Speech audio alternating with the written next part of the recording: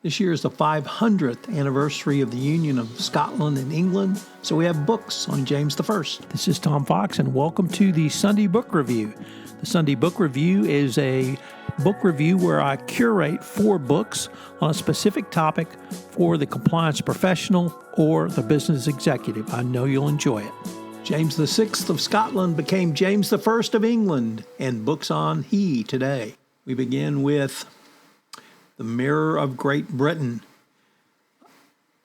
It's one of the most consequential and interesting monarchs, James VI and James I, not least in creating the British monarchy by merging the two nations. A major intellectual, the king's preoccupation ranged from witchcraft and theology, controversy, to hunting, diplomacy, poetry, and sartorial fashion. The Mirror of Great Britain was a spectacular jewel that gave the symbolic endorsement to James' vision of a British Union.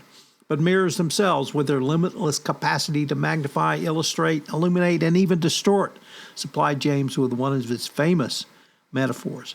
Many of us know James from the King James Version Bible, but he was a ruler in Scotland for nearly 4 decades before his ascension to the English throne, and his mother was murdered by Queen Elizabeth, or executed, as the case may be.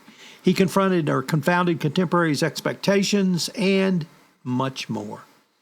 Next up, the Sun King, James I and the Dawn of a Global Britain by Anna Whitelock. The British monarchy descends directly from James I, whose huge and often overlooked influence launched England as a major international trading power. Along with his wife, Queen Anna of Denmark, and their children, James sought to broker agreements between the warring Catholic and Protestant princes in Europe and establish an era of peace. Instead, he laid the groundwork for his children to grow up and champion a militant Protestantism that plunged the continent into religious war. At his ascension, England was economically behind, but James' global ambitions began to shape trade. James himself was dogged by scandal, which we'll look at in our next book, Ring in Court, famously reputed for vice and venality.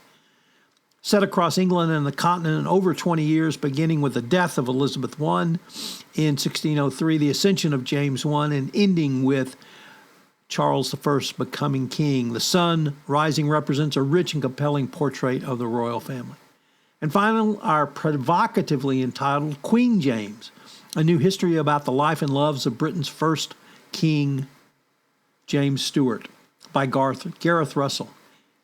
The king fell in love 3 times with a Scottish lord, a knight, and George Villiers, the handsomest man in the kingdom. And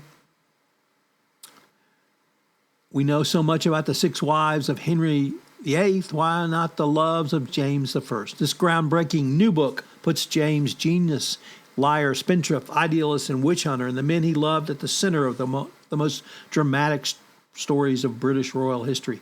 Beginning with the brutal and mysterious murder of his father, a true reprobate, James' life encompassed kidnapping, witchcraft trials, torture, his mother's beheading, poison, political radicalism, and a host of others.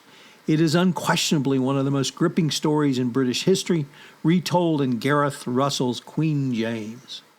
I hope you will check out one or more of these books. The Union of Scotland and England was one of the most seminal events of the 17th century, and James is a much underappreciated king, as most of us only know him for the King James Version Bible.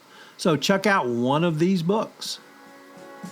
I'm proud to announce the latest podcast in production in the Compliance Podcast Network is our next season of Adventures in Compliance, how Sherlock Holmes informs your compliance program, in which I dissect the 4 novels of Sherlock Holmes.